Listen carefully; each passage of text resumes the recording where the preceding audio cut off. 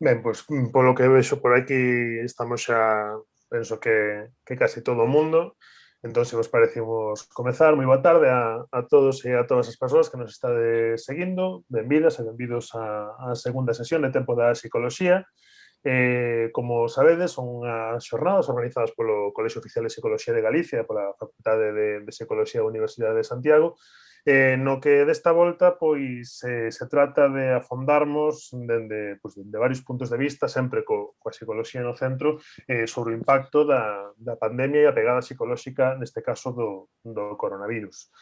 Un pouco máis alá pois, das lecturas urxentes e digamos, da urxencia que nos leva guiando durante casi xa un ano. Para abordarmos esta segunda sesión a pegada psicolóxica do coronavirus, acompáñanos Yolanda Castro Casanova, que é a presidenta da Asociación de Psicólogos Clínicos do Sergas, tamén Susana Aldecoa, que é a presidenta da Asociación Galega de Medicina Familiar e Comunitaria, e tamén Julio Torrado, que é doutor en Psicología e que é diputado do PSDG no Parlamento e que precisamente por ese motivo se vai ter que incorporar un chisquiño máis tarde porque están votando, dime agora mesmo, no pleno do Parlamento e que agarda poder estar connosco pois, en 10, 15 minutillos máis ou menos.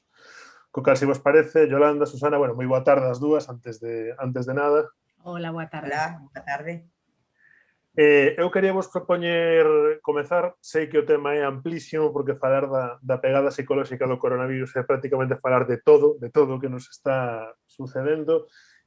Cando preparaba esta conversa, esta sesión, unha das primeiras cuestións que me xurdía e que tamén un pouco vinculado pois, ao traballo informativo non de todo este ano, é que gostaría de preguntarvos se non sei se percibides desde os vosos ámbitos profesionais, tanto en a medicina familiar como en a propia psicoloxía, que a saúde mental foi de alguma maneira considerada, non sei se cuestión menor ou secundaria ou accesoria dentro do estourido da pandemia. Como todo é coronavirus, tamén no ámbito informativo, no ámbito social, no ámbito económico e tamén no ámbito médico e clínico. Non sei se comezar por Susana no ámbito da medicina familiar, non sei se a saúde mental pasou a ser pois algo menor, algo accesorio, que o coronavirus o come todo. Bueno, moitas grazas por pensar, por invitarme a estar con vos. Efectivamente, houbo momentos. Nun primeiro momento, quizáis, todo pasou a un segundo plano, absolutamente todo. Todo era coronavirus. Os problemas de saúde mental, pero tamén os problemas de saúde física que non foran de coronavirus. É como se apagara calquera demanda relacionada coa saúde, non? Houbo un silencio, nin consultas, nin chamadas, foi un tempo corto, non? Despois xa pouco a pouco fomos recuperando algo de patoloxía, pero quedou todo moi aletargado. Penso, onde están as lumbalxias? Onde está a diabetes? Quedou todo moi atrás. Certo é que o lóxico é pensar que os problemas de saúde mental, os problemas psicolóxicos, todo isto estarían moi empeorados, moi acentuados por o terrible que resulta esta situación, non? Pero a verdade é que quedou todo moi ao marxe, non? Sí que xa no tempo que foi pasando atopamos moitos problemas psicolóxicos, moitísima ansiedade, persoas que non consultaran antes por estes motivos e agora pois debutan con insomnios, con problemas de taquicardia, moita somatización. Sí, estamos a ver moitísima patoloxía psiquiátrica, moitísima ansiedade, sobre todo depresión, tristeza, despois duelos, de todo, non? Pero sí que é verdade que houbo un momento aí como un impasse que quedou todo morto, non? Terrible. Antes de que interveñas, Yolanda, damos a benvida a Julio, que ao final foron menos de 10 minutos, foi unha cosa moi rápida. Escoitadesme ben, non? Perfectamente. Moi ben. Boa tarde, gracias pola espera, disculpádeme por este apuro, que estábamos discutindo un pouco de sanidade.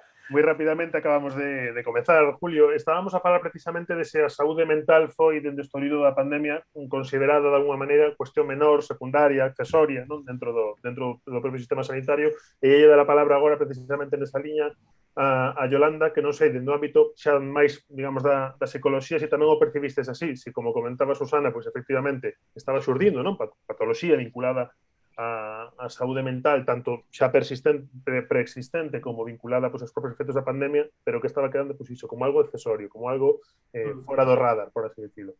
Bueno, pues a ver, en primeiro lugar tamén gracias a todos por invitarme, por estar aquí, é un honor para min, espero estar a altura das circunstancias. Bueno, pois un pouco na liña do mesmo que decía Susana, a ver, o impacto no primeiro momento do coronavirus, despois, bueno, pois de uns meses que o víamos de lonxe, o virus de China, que parece que minimizábamos un pouco, bueno, pois todo o que despois pasou, non? Bueno, pois cando houve o confinamento, a miña impresión é que toda a sociedade nos sumimos nunha especie de estado de perplexidade, de bloqueo, de medo, un medo intenso, non? Porque, bueno, foi, pois, eso, un estrés agudo, non? Un estrés agudo que nos paralizou. A mensaxe era estade vos quietos, non vos movades da casa, non? Claro, eso que vivimos toda a sociedade, os pacientes tamén, bueno, os pacientes previos con problemas de saúde mental tamén atenderon moi ben a esa mensaxe e relegaron as súas propias demandas, peticións e necesidades, digamos, a un segundo plano. Hai que ter en conta, bueno, que dentro de os problemas de saúde mental, pois, bueno, pois hai problemas, digamos, de carácter reactivo, leve, moderado, e depois hai problemas de trastornos mentales graves, non? Como sempre, nestas situacións, os máis silenciados eu creo que foron os pacientes con trastorno mental grave. Unha, porque pola súa propia maneira de estar no mundo non piden, non demandan, non? Entonces, bueno, pois si se pechan os centros de rehabilitación psicosocial, si se pechan certos dispositivos asistenciais que tiran e que organizan un pouco a vida de estas persoas para axudarlle a sosterse con unha mínima calidade, pois evidentemente, bueno, pois hai un maior aillamento, unha maior soidade, non? Entonces eso afectounos a todos nese primeiro momento, non? A ver, claro, agora, un ano despois, bueno, ese estrés xa non é algo agudo, é algo que se vai sostendo no tempo e que, bueno, vamos soportando todos, bueno, pois nas restriccións, nas limitacións. Hai que ter en conta que a sociedade é dinámica, non? É que a propia dinámica social e de funcionamento vital pois se colapsou, non? E o parar, bueno, pois volver a retomar, aínda que fora, bueno, pois cas aperturas, foi con un grado de incertidumbre que tamén se vai sumando un ano despois, non? Entón, hai como eso, o nivel de afectación xeral e despois particularmente as persoas con problemas de saúde mental máis graves, eu penso que lle afectou todavía máis no sentido do aillamento. Desapareceron tamén, non? Das consultas, non? Houve aí bloqueo.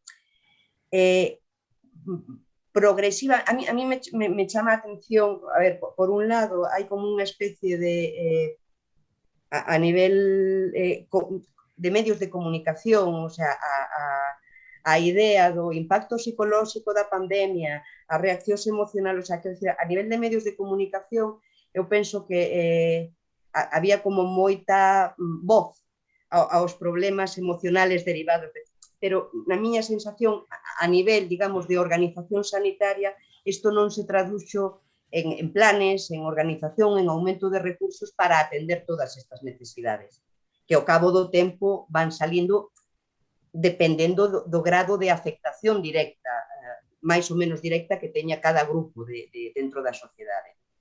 Bueno, Vinculado non con sei se me expliquei. Vinculado con iso, e afondaremos tamén máis ao longo desta sesión, Julio, non sei se tamén desde o punto de vista cunha ollada profesional, pero tamén cunha ollada desde o punto de vista político que che tocou vivir, ¿no? Pues, digamos, desde esas dúas vertentes, non sei se nestes meses que no que a sanidade pasou a ser pues, un asunto central, non, do debate público, da opinión pública e, polo tanto, tamén do debate político, falamos moito de respiradores, de vacinas, da infraestructura dos circuitos COVID, etc.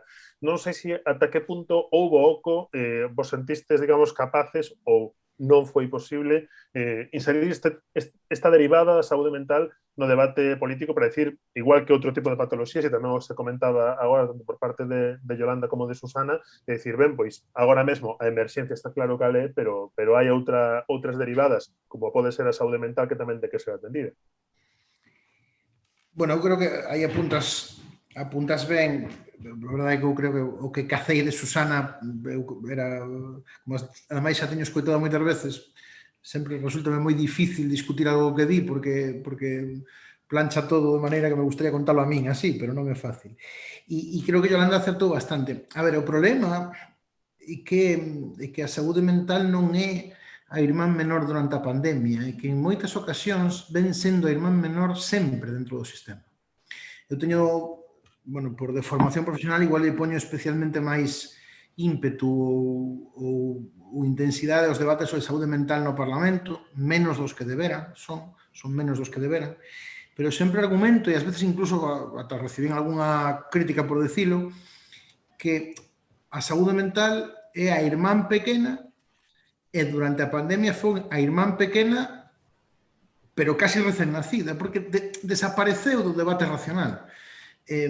Por qué? Pois porque en moitas ocasións, polo que vin ademais do que ímos a falar, pois, falamos das doenzas que non se ven aí en algún momento. Non? A saúde mental tendeu históricamente a estar afastada do debate. Non? Mira un caso, hai unidades de saúde mental que están fora dos centros hospitalarios, dos centros de saúde, no territorio implementado. E parece que non hai unha grande crítica sobre que eso deberamos de modificarlo, non? Porque parece como que é unha cousa que hai que afastar, non? É saúde, pero é outra cousa. Non, é saúde plenamente. Plenamente está, a saúde mental está na orixe de grandísima parte de moitos problemas de ámbito persoal que se somatizan despois e que seguro que Susana os ve habitualmente en primaria, que teñen unha orixe, unha parte, digamos, non fundamental ás veces, pero sí unha parte, non? E ten que ver con esa historia. A saúde mental sempre estivo certamente ninguneada en xeral, ás veces non digo voluntariamente, pero sí, cando acabas afastando, son esas cousas que te acordas dela dentro dun tempo, pero ese tempo pasou para moita xente, non? E esa xente perdeu a capacidade de ser atendida. Nesta pandemia, eu creo que hai un problema coas patoloxías non COVID. Evidentemente, as circunstancias foron moi difíciles e era moi difícil atender a todos os pacientes, o contacto físico chegou un momento que parece que había que evitar calquera cousa, o medo tamén provocou que moita xente deixara de ir, pero incluso hai algunhas patoloxías especialmente danadas.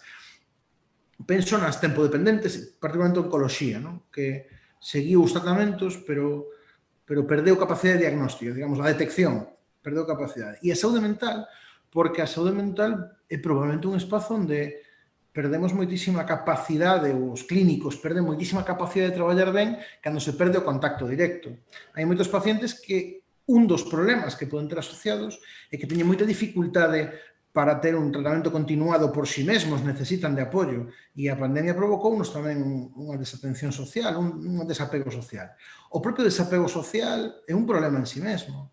Pensamos en persoas maiores que viven solas ou en soidade non desexada.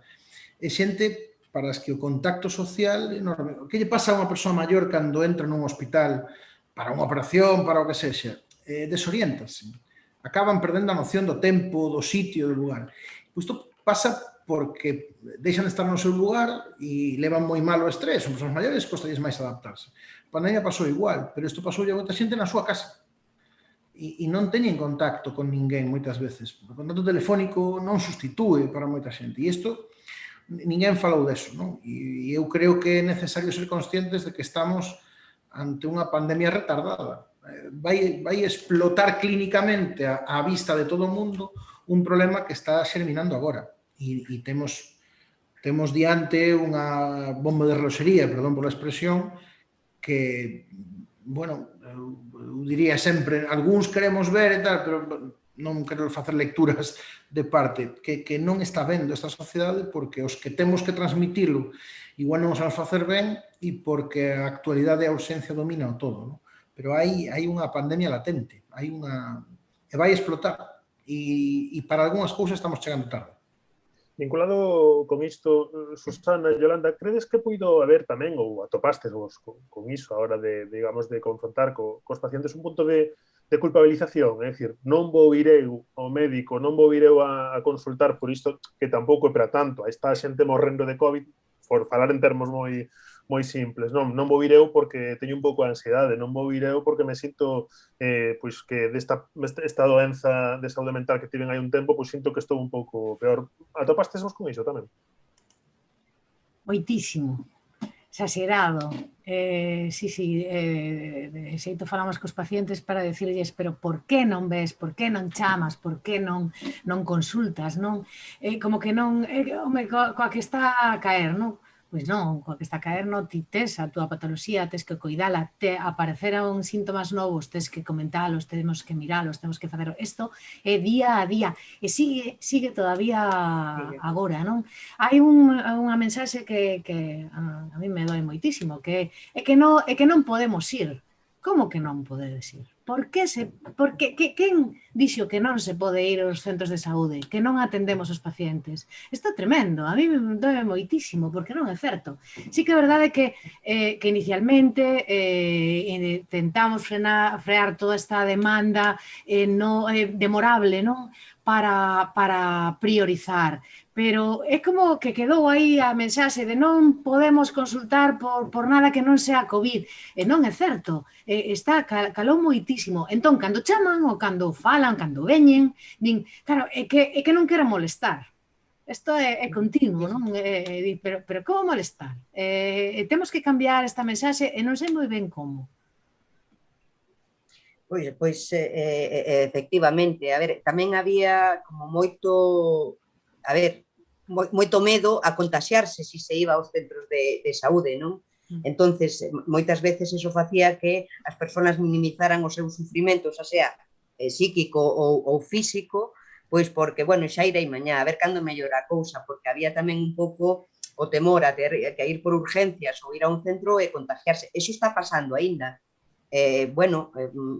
Con persoas que xa tiñan, digamos, medos, fobias, temores hipocondríacos, por exemplo, non? É dicir, eu a moitos os sigo atendendo telefónicamente, pero porque a parte das restriccións de mobilidade que tamén limitan, pois é o medo de decir, non, casi prefiro esperar a que pase todo, non? Moito. E, cando tes un coñecemento da persoa, pois podes continuar ese traballo telefónicamente, pero, con primeiras consultas ou con xente que, pois fai moitísimo máis difícil, non?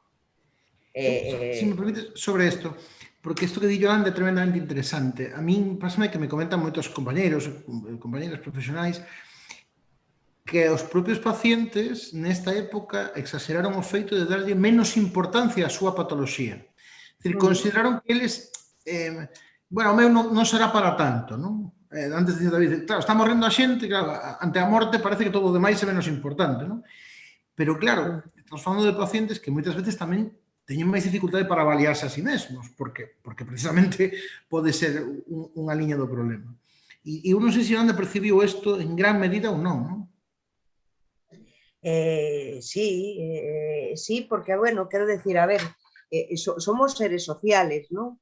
Entón, cando hai un imperativo social que trascende o individual, a responsabilidade individual tamén nos fai poñernos instintivamente en favor do colectivo, non? Pois está o COVID aí, é máis grave, e renunciamos un pouco a saúde individual en favor do colectivo, non? Co risco que eso conleva, porque, non teño os datos, pero escoitei que aumentaron o número de infartos pois non detectados a tempo precoz, é dicir, a parte do cancro e a parte diagnóstico. É dicir, moita patoloxía que se acudir a urxencias ou ao médico de cabeceira como antes da pandemia en tempo e forma, pois seguramente pois podería ser un desenrolo de menos gravidade, non? Sí, sí, retomando un pouco algo que comentaba Julio antes, nestes meses falamos moito de se a pandemia colleu non o sistema sanitario preparado, non? Creo que todos e todas escoitamos estes meses falar en termos de recursos materiais de sanidade posiblemente moito máis que nos últimos anos.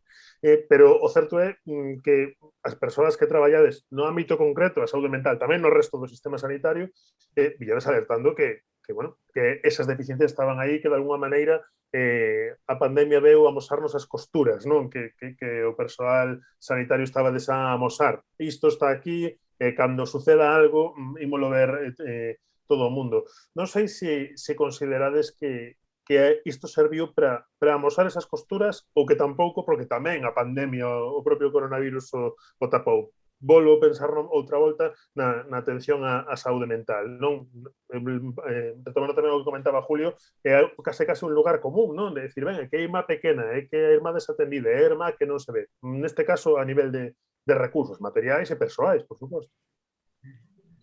A ver, se me permite, eu creo que o mellor que ten o sistema sanitario son os profesionais. Pero de maneira indiscutible, ademais. Quero dicir, este é un sistema creado durante moitos anos e décadas, o sistema público de saúde en Galicia e en España, moi forte, moi sólido, moi consolidado, pero igual temos que empezar a pensar que de decir que é moi bo non vai a pasar toda a vida sendo moi bo. Haberá que facer algo para actualizalo, non? Non por ter tido razón se ten razón, non? Que decía Valente, se non me equivoco. A cousa está en que sobrevive porque temos profesionais moi bons, pero habrá que darlle recursos, habrá que repoñer profesionais e haberá que ter unha capacidade de ver un pouco a longo prazo. Eu vou dar un dato, eu creo que David escoitoumo tantas veces porque o pobre cubre o Parlamento. Dende 2009 a atención primaria en Galicia ten 1000 profesionais menos. Hoxe, os orzamentos da Xunta de Galicia en personal sanitario din que temos 1000 profesionais menos. 1000 profesionais menos son 1000 persoas menos en todos os ámbitos da atención primaria, pero só na atención primaria. Claro, temos un problema de desestructuración do sistema. Estamos sobrevivindo porque temos os mellores profesionais. A formación que temos en profesionais é envidiada en todo o mundo, pero igual estamos aproveitándonos moi ben do moito que fomos e seguimos sendo un gran sistema, pero hoxe igual hai que mirar a outros espazos tamén como están resolvendo algúns problemas, non? Hai que empezar a afrontar tamén se deben entrar ou non a psicoloxía en atención primaria, hai que empezar a entender que non pode haber un fisioterapeuta por cada 30.000 persoas, hai que empezar a entender que os traballadores sociais fan un traballo que en primaria van a colaborar moito porque desafogan, hai que empezar a entender que o sistema ten que empezar a aproveitar espacios baleiros nos hospitais. Temos que empezar a entender que o sistema non pode vivir de decir que é moi bo. Foi moi bo, é bo, pero para seguir sendo bo ten que ter unha capacidade de reinventarse. Sí, apuntaba unha cousa, Julio, agora que me ven ben para darvos paso tanto Sona como a Yolanda. Atención primaria, que posiblemente sexa equiparable coa saúde mental no concepto de tanto é tan importante e ao mesmo tempo a irmá pequena do sistema. Non sei se o percibides así tamén. Susana, vas tú ou vou eu? Da igual. Sí, das dúas. Bueno, a ver, un pouco na liña do que decía Julio, non? É dicir, bueno, nos últimos, a ver, hai que pensar no que cambiou a sociedade tamén nos últimos 25 anos, non?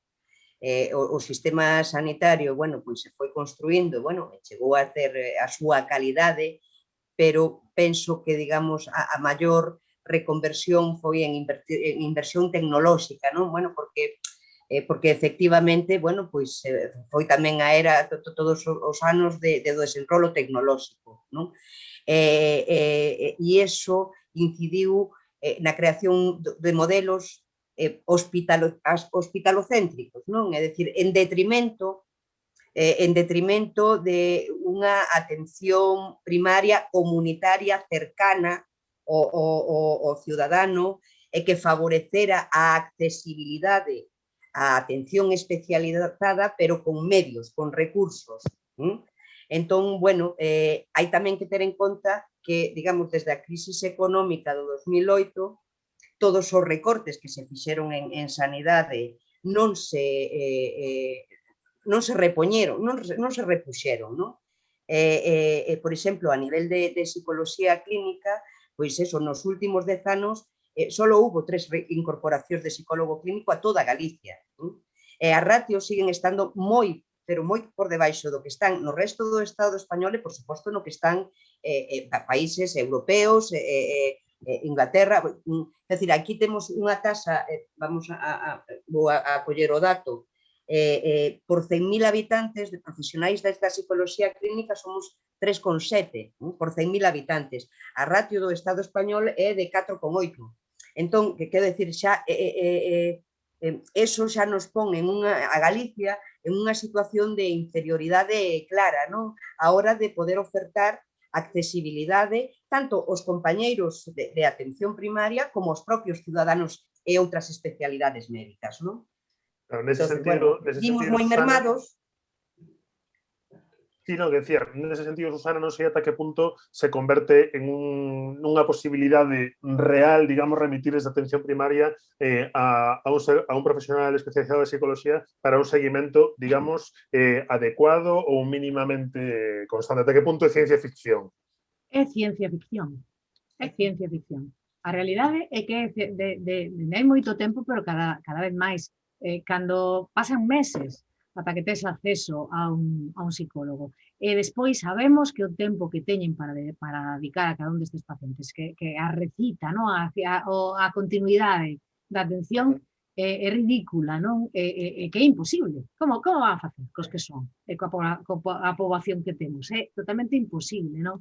A ver, preguntabas antes a situación da atención primaria en este sentido. A ver, está quebrada. Eu digo sempre, quebrou xa o tempo. Avisamos hai moito tempo de que isto estaba así, pero a da psicoloxía é casi inexistente. É unha curiosidade para algún de nós. Porque ademais a distribución non é regular tampouco. O sea, non hai centros e áreas que teñen dificultades, bueno, a ver, é ridículo, non? Tal como está a accesibilidade aos profesionais. E, ademais, filtrada. Un médico de atención primaria non pode derivar, eu non podo derivar a un psicólogo clínico. Non podo, directamente. Podo derivar a unha unidade de saúde mental, pero non a un psicólogo. É ridículo.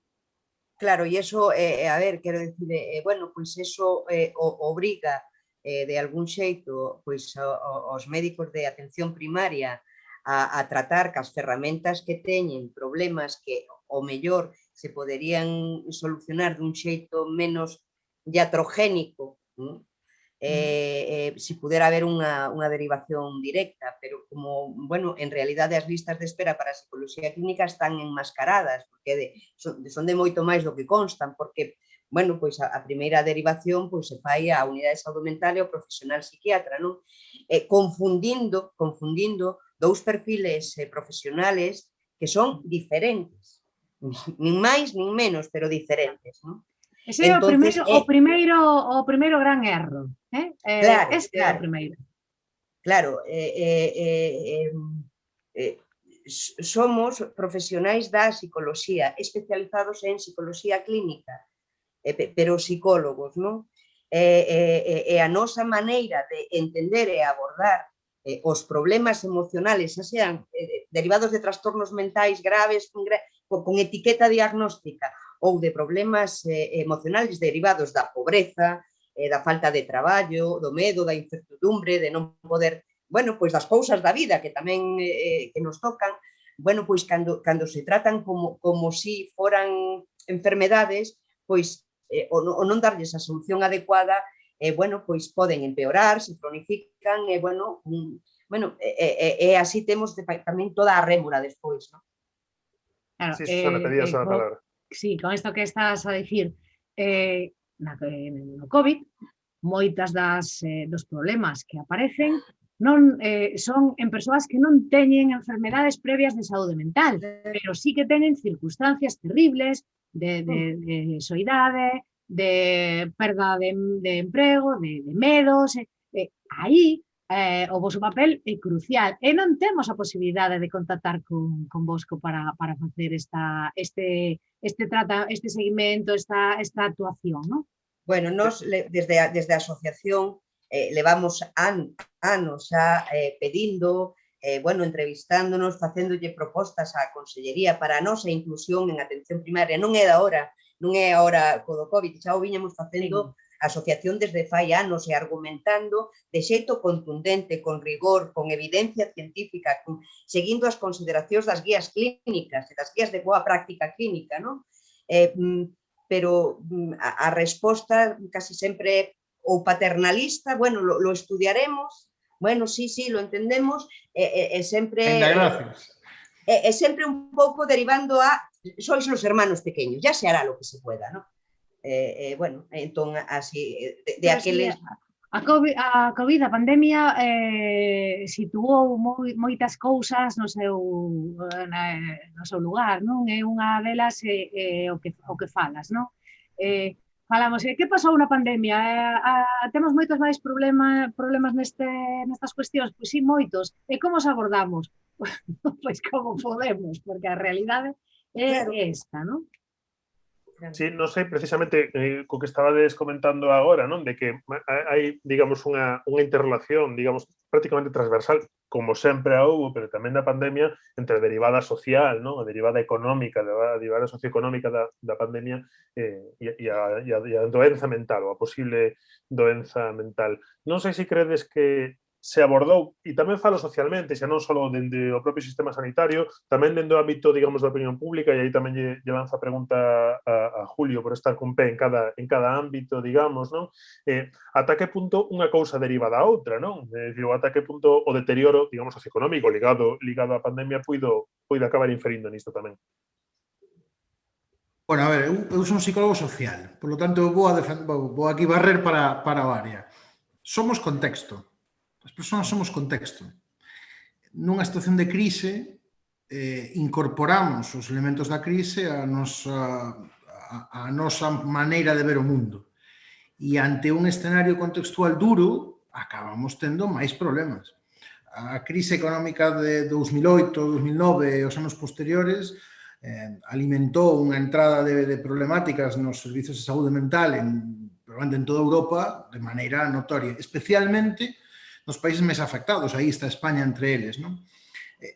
Si un detecta onde hubo incrementos potentes de demanda de atención en saúde mental, nesa época, por exemplo, ve que son aqueles espacios socioeconómicamente máis débiles, onde incrementou moito máis os niveles de paro, onde as vivencias foron moito máis duras. Por tanto, é evidente que hai unha repercusión. A psicoloxía clínica...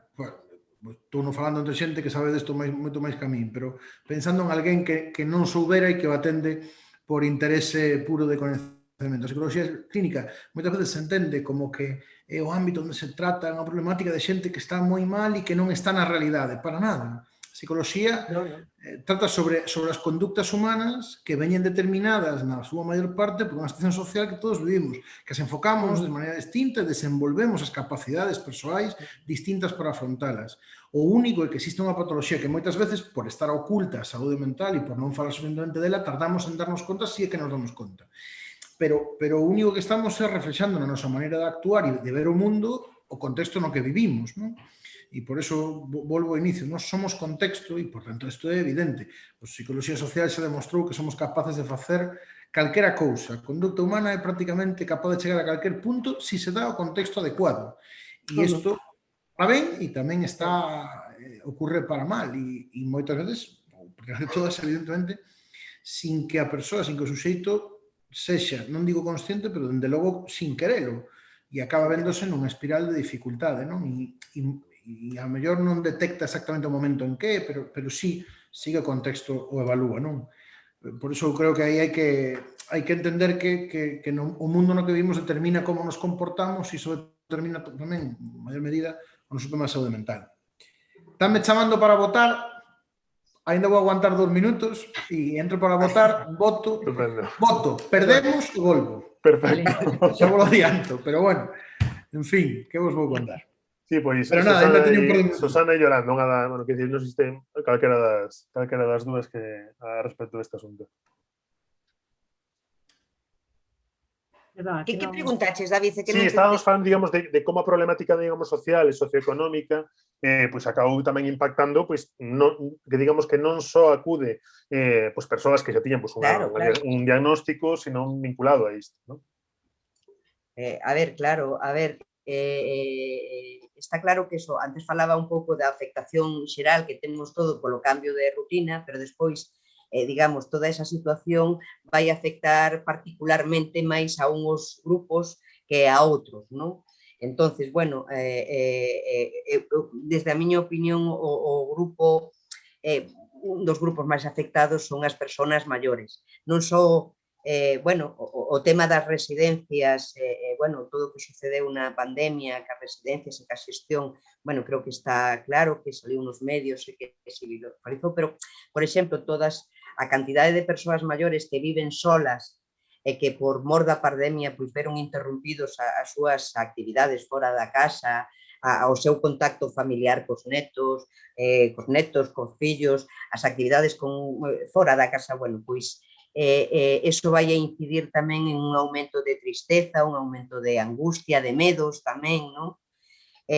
A ver, por outro lado, todas as persoas bueno, pois que tiñan un negocio ou que acababan de montalo, toda a xente que perde o seu traballo, pois evidentemente é unha das perdas, que é un problema da vida, que non é unha enfermedade, non é unha, pero que ten unha repercusión, porque se non podes comer e non podes pagar as facturas e non tes cartos, pois evidentemente ben non vas a estar, non? Por outro lado, bueno, está tamén, a ver, un colectivo, un grupo de persoas que, bueno, que son os adolescentes e a xente nova, non?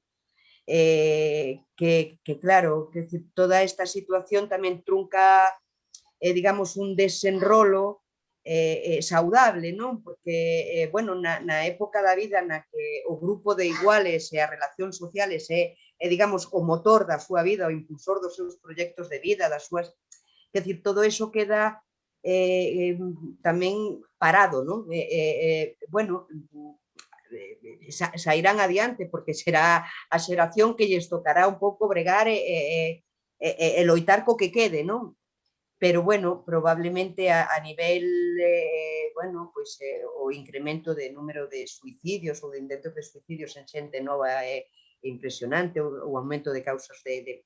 Bueno, pois porque se non hai perspectiva, bueno, pois non hai saúde mental tampouco, non? E despois, bueno, a ver, despois están eso, as persoas que xa tiñan unha patología previa, probablemente, pois hai máis allamento e incremento de... Vamos a abandonar un minuto a votar, perdóname, Yolanda, que te interrumpa. Nada, se non decides despois que os políticos non traballamos porque non estamos no pleno. Vou a votar e volvo, aquí en 3 ou 4 minutos. Veña. Bueno, despois, a ver, que decir, bueno, pois tamén hai, bueno, pois as circunstancias particulares do traballo no período de pandemia, non? Quer decir, pois todo o tema do teletraballo pois na casa e cando afecta a mulleres, pois a dificultad, a imposibilidade de separar a vida familiar e a vida laboral, non? Entonces, bueno, pois probablemente haxa aumento de cuadros de estrés, de insomnio. Antes o decía a Susana, pois eso, alteracións do sono, crisis de ansiedade, inquietude, non? Derivadas de unha situación, bueno, pois laboral, de estar no mesmo contexto todo o día, de non desconectar, non? Entonces, bueno, a ver, todos estes grupos, claro, a can flaco son todo pulgas, non? Quer decir, si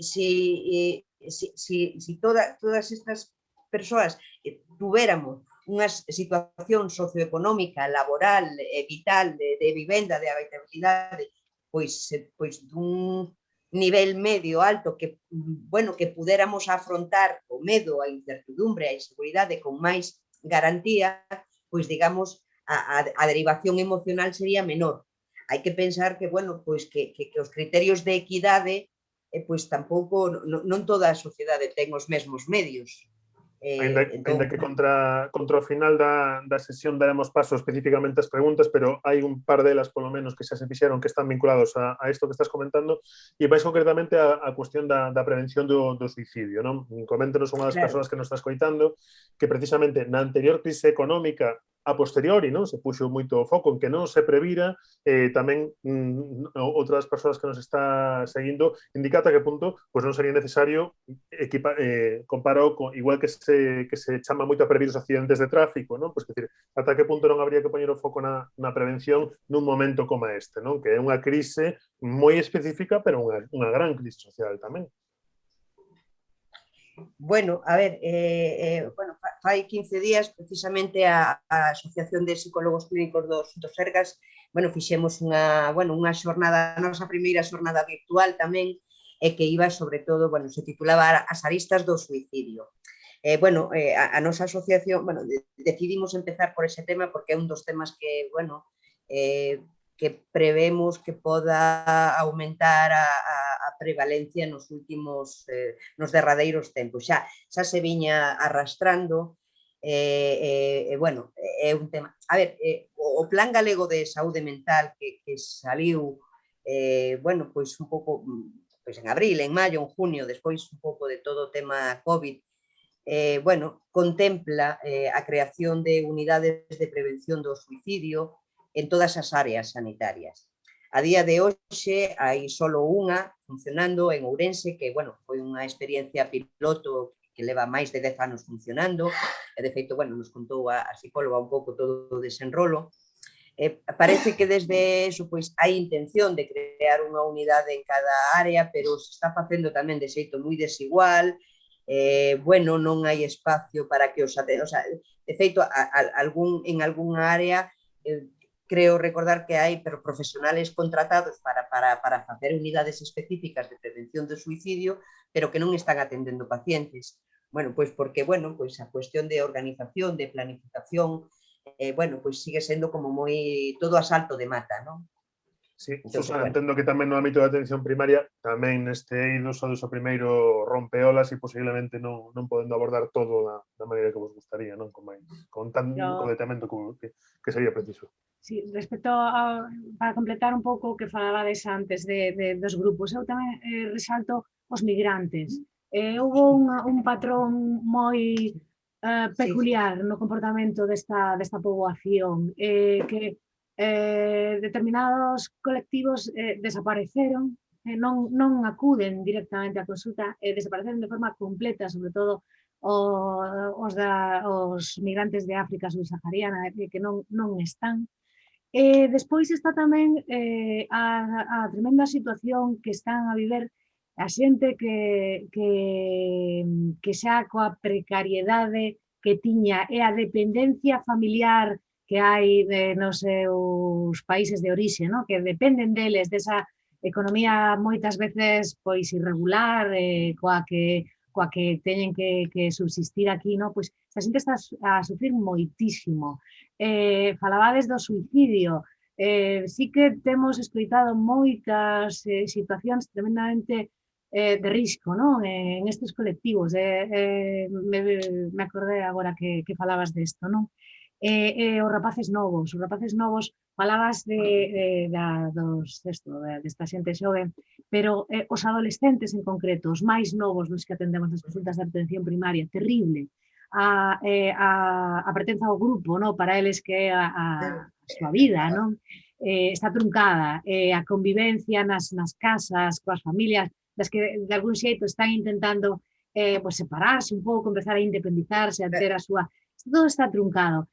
Así como moita xente non consulta pola súa saúde, pola saúde dos teus fillos, consultas, eso sí que consultas, non? Entón, moitos adolescentes están a vir nas consultas neste tempo por cuestións de ansiedade, de baixo rendemento escolar, de falta de concentración, incluso de dependencias a dispositivos móviles, a internet, todo este tipo de patoloxía, porque é o seu refuxio, Este momento, que é o que fan? Pois o que pode, moitísima conexión a internet, temas de falta de sono, despois de falta de rendemento, de concentración e tal, que non sei se chega ata vos, Yolanda.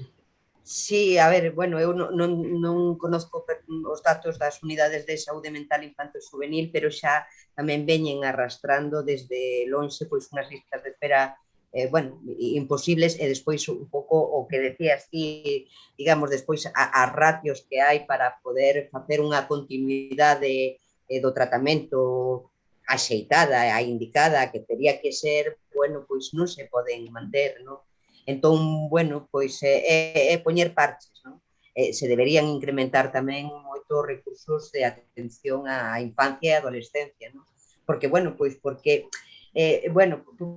si sostemos, si coidamos, si atendemos o sufrimento da xente nova, teremos unha sociedade adulta máis forte, máis resiliente, máis preparada, non? E se non o facemos, teremos tamén despois, bueno, pois unha bolsa, sona mal, non? Pero bueno, pois un peso pois de persoas desesperanzadas, sin ilusión e sin... Entón, bueno... Sí, pois isto é moi curioso, non? Este perfil de moita demanda adolescente, porque sí que os pais sí se preocupan, non? Dos seus fillos. O mellor aguantan eles calquera cousa, retrasan a súa consulta, a súa demanda, pero polos fillos sí que se moven. Sí, vinculado con todo isto que estamos falando, e xa casi imos chegando ao tramo final da sesión, falamos do impacto da pandemia na saúde mental e en moitos colectivos en concreto, e tamén os quería preguntar polo impacto na saúde mental do persoal sanitario, porque ao final, pois, dentro de todo o nivel de estrés e depresión que tedes en calquera momento por estar abordando a saúde das persoas, non sei ata que punto tamén esta a presión derivada da pandemia e esta situación obviamente vos afecta como a calquera persoa, pero se abrimos un pouco máis o foco e a nivel macro e a nivel do propio sistema, non sei como vedes ata que punto é un elemento a ter en conta tamén, porque ao final eu entendo que nos primeiros meses a todo o mundo lle pasaba e seguramente ao persoal sanitario tamén foi un pouco un sprint, había que facelo todo porque ata que chegáramos ao final, pero bueno, levamos xa un ano así, non? E ao final pues, parece que se empeza a ver o fondo, pero non acabamos de velo, e ata que punto tamén primeiro, esa presión afecta e habería que ter en conta a hora de planificar a saída, sexa cando sexa a saída, non? Sí. A ver, bueno, pois por contestar un pouco, porque estou un pouco cerca, digamos, tamén de atención a persoal sanitario que, bueno, pois nestos momentos, non tanto no primeiro momento, porque eso había que poñerse a tarefa e había un sentimiento de unión e de colectivo, de vamos a poñer todo de nós para salvar a toda a xente que podamos, non? Pero, bueno, un ano despois, bueno, as condicións laborales de estrés sostido, ¿no? Viene unha ola baja, viene outra, tal, bueno, pois persoas que levan moitos anos traballando en servicios como UCI, como urgencia, como servicio, que nunca tuveron ningún tipo de problema de ansiedade, están consultando, pois eso, por irritabilidade, por crisis de ansiedade, por dificultades para dormir, por queime, porque ademais, bueno, persoas que dicen é que a min me encanta o meu traballo, son feliz traballando, pero veño angustiada a traballar, non? Porque, bueno, pois porque é estar diante da morte todos os días, sobre todo os que están en primeira línea, non? E probablemente todo este esforzo que están facendo agora, porque a maioría dos profesionales a nivel individual, pois, son supercompetentes, pero probablemente todo este esforzo e tensión que teñen que levar ahora durante tanto tempo pase factura despois, cando todo se calme, non? E empezarán a aflorar aí, pois, bueno, pois cuestións que estuveron latentes, non? E que se poden convertir en problemas emocionais. Sí.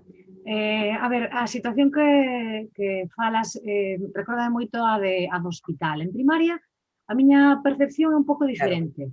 Claro. Vamos a ver, pasamos no primeiro momento, pasamos o momento de ansiedade máis forte, pasamos moi mal en primaria, moi mal. Por qué? Non tiñamos medios. negaban a existencia de COVID fora do hospital. Non traballamos en probas, con pacientes como casos posibles os que non podía gastábamos toda a nosa todo o valor que temos para eles en convencelos de que quedaran na casa, porque non podíamos diagnosticar. Foi durísimo. Eu non vi nada nin de longe parecido a isto. Crisis de ansiedade nos equipos, chorábamos pola mañán a primeira hora e o marchar. De verdade, eran sesións de crise, non? De chorar e de vaciar ali. Agora, non. Agora estamos a ver, isto é un pouco así exagerado, non? Pero no momento de agora é de esgotamento físico. Estamos reventados. Aguantamos o COVID e o resto. Cando xa estábamos antes o límite, agora estamos totalmente sobrepasados, con xornadas maratonianas que non terminan, horas imposibles, domicilios pola tarde, cousas que estamos esgotados físicamente. Sí, Julio, non sei como ves si crees que se tivo en conta, digamos, ese factor máis alá, digamos, do simbólico, non? Que hubo moitas homenaxes verbais, se quere decir así, ao persoal sanitario, pero fora diso, o impacto que está tendo nas propias persoas que están termando cos súas mans, en algún caso, literalmente, non? Do sistema. A ver, hai algúns que hai tempo antes da pandemia que levamos falando dun problema crecente que se estaba alarvando de burnout nos profesionais sanitarios.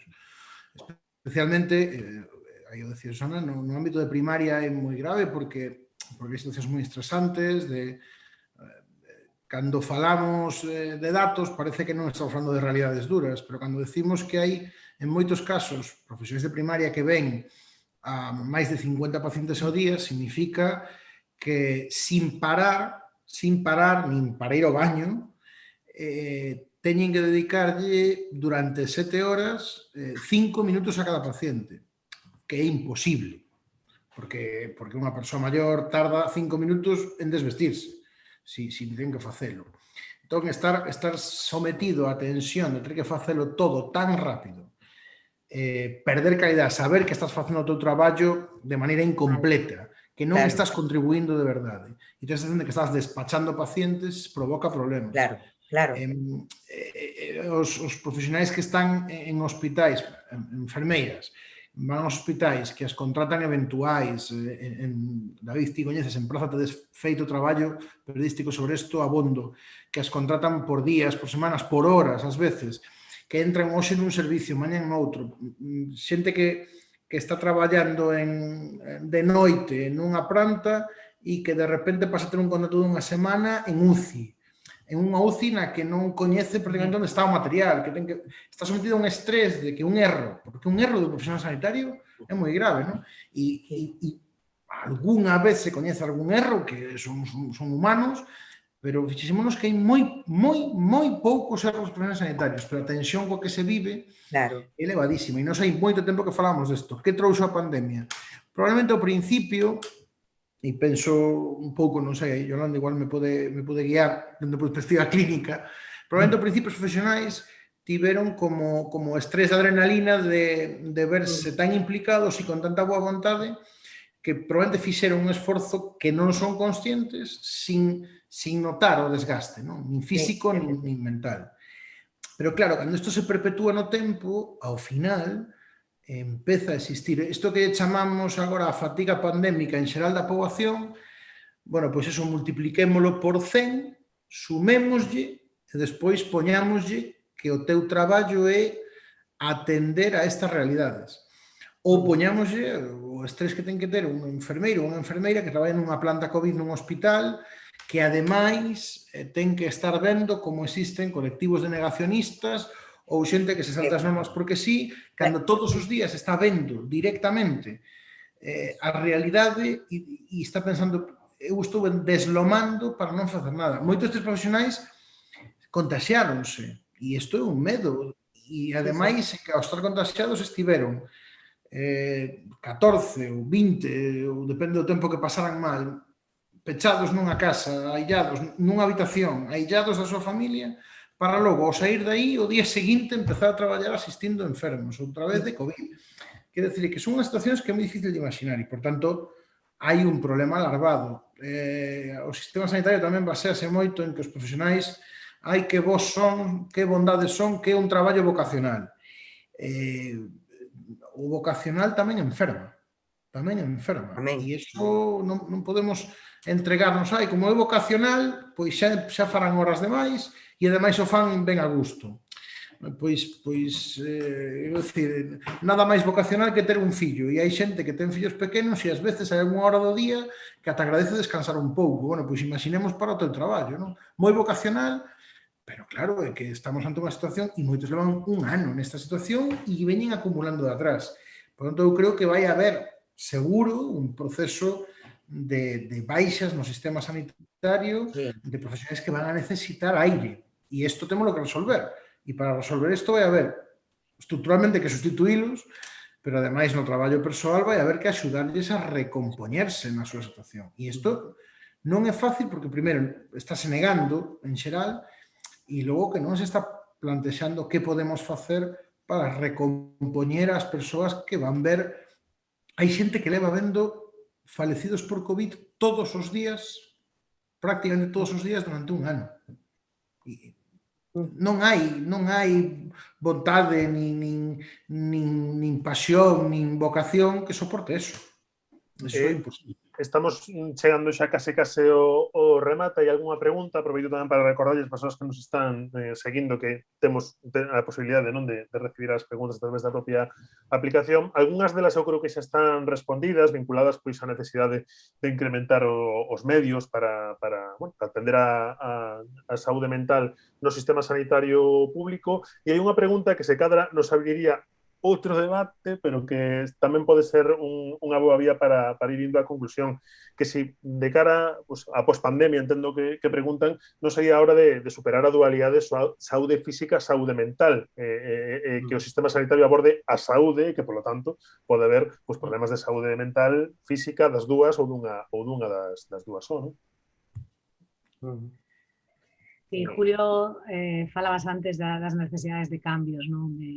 Imprescindibles e irrenunciables xa, non? Efectivamente, hai moitas cuestións como esta que acabas de plantear, David, que plantexaba algún compañeiro, non? Que son ineludibles, por suposto. Sí, Yolanda, non sei se crees que moitas veces, non, neste momento que se di, se especula ou se reflexiona sobre como imos sair disto, si unha das cousas que poderemos tirar, non sei se en positivo é o termo, pero si de útil posiblemente, é que, que o físico e a saúde física e a saúde mental non é posible disgregalas. Claro, nos levamos como colectivo reivindicando un pouco a nosa transversalidade, somos profesionais da transversalidade que podemos botar unha mau en moitos ámbitos. De feito, a ver, a outra gran reivindicación que facemos como colectivo dentro do Sergas é poder ter unha organización propia, non? Organizarnos nun servicio propio de psicoloxía clínica, precisamente porque nós como profesionais sabemos onde podemos aportar, como hai que organizar a asistencia psicolóxica de calidade, accesible, eso, digamos, dentro da estrategia xeral de saúde mental dos Sergas ou servicios propios da SEOXIS, pois en xeral a nosa voz non se ten en conta, non se nos pregunta. É dicir, é curioso, eso, pois hai moito apelido de plan emocional para isto, plan para atención psicolóxica, pero, digo, non contan con nós, porque non contan con nós para iso. Entonces, eu espero, porque tamén levamos anos reivindicando, que un dos cambios que se derive desto é que, nos permitan aos psicólogos clínicos autoorganizarnos, pois para poder falar ca nosa propia voz, non? O resto dos profesionales e poder articular unha atención na primaria, hai que estar na primaria, temos que botar unha mão aí porque somos necesarios e, digamos, na especializada organizarnos en servicios propios, sí. Ese era un pouco, ojalá fora por aí a cousa. no noso ámbito. Despois, bueno, como saliremos de todo isto? Pues con paciencia y el mejor ánimo posible. Yo no quiero ser muy agorera, pero os hablo todo el rato a hablar del post-COVID y de cómo salimos. A ver, es que de esto no salimos, ¿eh? A esto nos vamos a cronificar y vamos, bueno, pues espero que la situación vaya suavizándose y sea más, pero en la realidad va a ser otra, en la que vamos a vivir de otra manera y tenemos todos que estar ahí para intentar que nuestro sistema sobreviva tamén a todo isto e salga... Se acaso, e iso se casi daría para outro debate, o mellor foi un dos problemas, non? Que digamos que se falou moi rapidamente, pois penso en abril, en maio, non? Pois cando saíamos, cando nin sequera, pois agora, por exemplo, sabemos que existen as vacinas, nese momento era pouco menos que unha ensoñación, a nivel xeral, estou falando, non? Que se cadra tamén a ansiedade en boa medida do derivado, de bueno, cando saímos é que non se ve o final, agora, bueno, parece que se ve, pois, unha suavización, un momento, digamos, de relativa saída do momento máis duro, se se quere decir así, non? A ver, a cambio, pero, bueno. Bueno, isto vai a transformar moito a nosa maneira de vivir, en xeral. Bueno, eu pois creo que, a ver, como isto afecta a toda a comunidade, a resposta está na comunitaria. Deberíase abordar dun xeito máis horizontal, non? Máis cercano, accesible, no propio medio da persoa que necesite, bueno, pois... Totalmente de acordo. Esa é un pouco o meu desexo, polo menos, non? Sí. Porque creo que será máis eficaz, máis eficiente, de máis calidade, humana. Sí. Eu creo, sobre todo isto, hai unha reflexión que me gustaría compartir. Eu creo que, non digo que sexa de autocrítica en xeral para os compañeiros, para min tamén, do punto de vista profesional, pero sí como sociedade é unha cousa que me sorprende moito. Eu teño a sensación, desculpadme se non é así, pero me gusta ser polémica tamén, teño a sensación de que a psicoloxía ten que estar aínda hoxe, parece que temos ou que se nos obriga a estar permanentemente xustificando a nosa valía. Sí. Quero decir, vou poñer un exemplo, verdade que o trai a cousa individual. Eu fun, e aínda son moitas veces, discutido así, ás veces de refilón, sobre a miña capacitación para falar de sanidade, no debate parlamentario falo, no debate político. Primeiro que eu teño o criterio de que, bueno, calquera, ainda que non este formado no ámbito sanitario, pode falar de política sanitaria porque polo menos é paciente, que xa é un avance. Pero ainda así, a miña consideración como psicólogo, que eu a teño, eu non son clínico, eu coñezo perfectamente que eu teño moitísima menos vinculación co eido sanitario que un psicólogo clínico. Algúnha temos con psicólogos sociais, e algo podo entender. Pero, dende logo, quen o fai nin sequera coñece esa diferenciación. Pero a discusión sobre unha figura dun psicólogo para poder falar de sanidade, non? Porque hai unha cousa desta de que de sanidade só poden falar algúns colectivos, que é unha cousa menor. E tens que os psicólogos temos que estar probablemente xustificándonos. Dentro de saúde mental, justificando que temos unha capacitación, que teñen os clínicos, os meus compañeros, unha capacitación ao mesmo plano que outros profesionais que teñen o seu espazo onde son imprescindibles, pero que os psicólogos tamén. As miñas compañeras psicólogas que están traballando no eido clínico nunha clínica privada, eu teño moitas veces que escoitarlles que de vez en cando teñen que explicar que isto non é unha cuestión de... Isto non é un coaching que o di calquera que vai pola rúa, quero decir que isto... Parece que temos aínda que explicar, ten que ver con isto de que a saúde mental é irmán pequena e está medio oculta, e ten que ver tamén coa impresión que aínda non somos quen de xenerar, esa é a parte que deixo como autocrítica, pero tamén en crítica xeral aos colectivos ou ás entidades, ás institucións que teñen que defender todo o conxunto das súas profesións. E por eso creo que debemos de ser conscientes en moita medida da grandísima preparación formativa e das capacitacións enormes para non estar permanentemente justificándonos que non o facemos porque non nos sintamos menores, sino porque parece que vivimos nunha sociedade que aínda que hai explicarlle que a saúde é algo máis que ir ao médico a que che dé un paracetamol, porque ademais tamén é a mesma xente normalmente que discute aos médicos, porque aquí todo o mundo sabe de todo, non? E sobre o último que decía Susana, eu non quero ser non quero ser contrapunto, vou non ser por polémica. Eu creo que isto de que nos vai cambiar a vida o que pasou, o decimos habitualmente para quedar ben e non nos lo creemos. No, Y no, sí que tienes razón, sí. Me sí que nos expresé vai a mal, me cambiar. expliqué mal. Sí, No, eu creo me refería a que es que va a cambiar, correctísimo. a ver, va a cambiar la forma de vivir a nariz. Exacto. No nos va a quedar otra. No, Que no, o vamos que a digo, dejar ser mejores estos mensajes en no, Facebook. eso En é outra historia. absoluto. Nada, eso é outra historia. Digo que decimos moitas veces isto de que vai nos cambiar a maneira de vivir e moitas veces o decimos sin creelo. E é certo. Vai nos cambiar a maneira de vivir. É dicir, a realidade anterior era outra. Eu non quero decir que non vayamos a poder estar tomando cervezas cos amigos nun bar a 1 da mañá en un día. Non digo que non vayamos a poder facer eso. Pero sí vamos a ter que ter outras perspectivas de cuestións sanitarias, de relacións sociais, que nos van a cambiar. Pero si que hoxe xa actuamos mentalmente... Eu hoxe se chego a casa, poño unha serie e vexo a 2 persoas cenando nun restaurante... Sin mascarilla. É unha serie de televisión. Digo, pero como isto? Non hai ninguén aquí que te diga nada ou como isto, non? E o do lado non se queixa. Todo isto xa nos vai a cambiar moito, non? Porque somos contexto.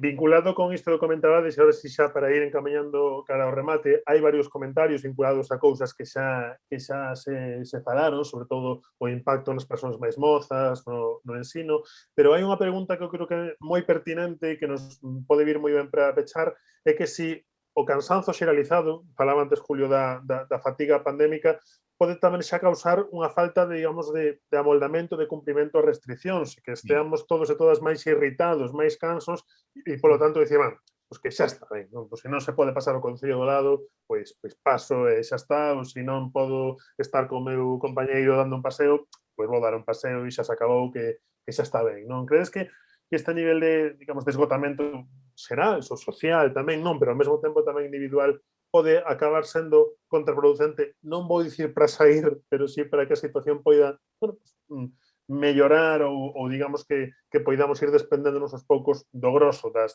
restriccións, inda que o modelo pois non vai a ser o mesmo. Eu creo que claro.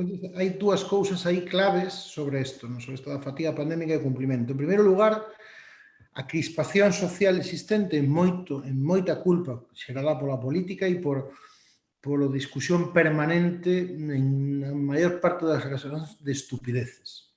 A crispación xera unha desafección e a desafección xera falta de credibilidade e, por tanto, xera a sensación de que non teño por que facerlle caso a alguén que están todo o día discutindo ademais de outras cousas. Eso é un elemento. E o segundo é que falamos moitísimo da responsabilidade individual. Si exageramos a responsabilidade individual, ao final alguén pode decir, bueno, pois teño a responsabilidade individual para facer o que crea. Eu penso, e dende a psicología tamén se ven alertando, de que hai que poñer moito foco en que as medidas, as restriccións, a autoprotección ten que ver con un mesmo, pero sobre todo co do lado. A vacinación, eu vacinarei cando me toque, e non me vacinarei pensando únicamente en mí mesmo, que está ben. Vacinarei pensando que gracias a vacinarme estou protexendo a xente da miña familia que é maior e que ten máis dificultades, a xente que ten problemas respiratorios e que vou poder estar con outra xente porque non os vou a contaxiar. Necesitamos cambiar un pouco o foco para un exercicio de solidaridade, porque é moitísimo máis potente. O que pasa é que se non sabemos transmitilo ben, ao final tamén estaremos ceñindo tanto ao individualismo que alguén poderá decir, pois, se a cuestión é que eu sexa responsable para cuidarme, eu decido non cuidarme xa. Pero o problema é que tens que cuidar ao do lado. E isto non estamos transmitindo de todo ben e eu creo que non hai un foco posto, probablemente, porque hai que escoitar máis os psicólogos que sabemos como se consigue transmitir mellor a mensaxe. Pero bueno... A min me gustaría decir unha cousa, porque, fíjate, levamos unha hora falando do impacto do COVID na saúde mental, non? Me acabo de acordar que digo, os pacientes directamente afectados de COVID e as súas familias, que son un grupo que é moi numeroso, todas as perdas asociadas, nesta terceira ola, eu, digamos, a nivel do traballo estou facendo acompañamento telefónico a familiares de persoas que están ingresadas na UCI, non? Entonces, nesta terceira ola, que houve como moita máis incidencia no medio rural, non? Pois, o sea, situacións dramáticas de 8, 7 persoas infectadas nunha familia, pois o marido na UCI, a avoa en medicina interna, a nai sola nun pueblo aillada tamén con síntomas, non?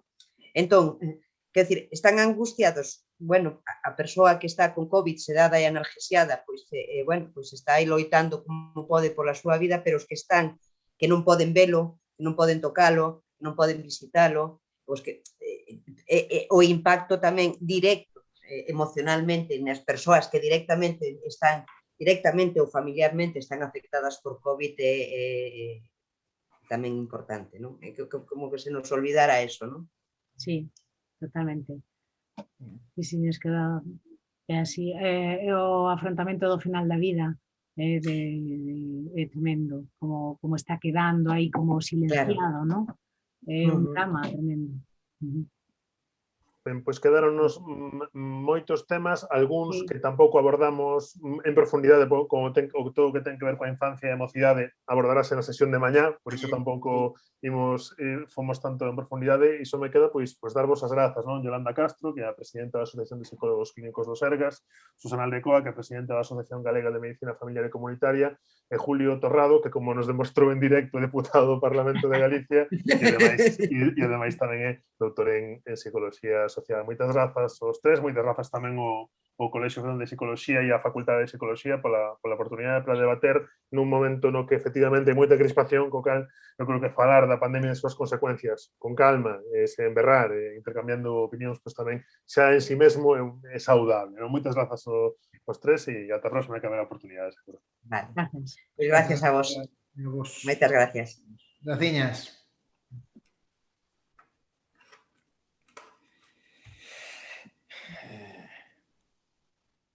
Hasta logo.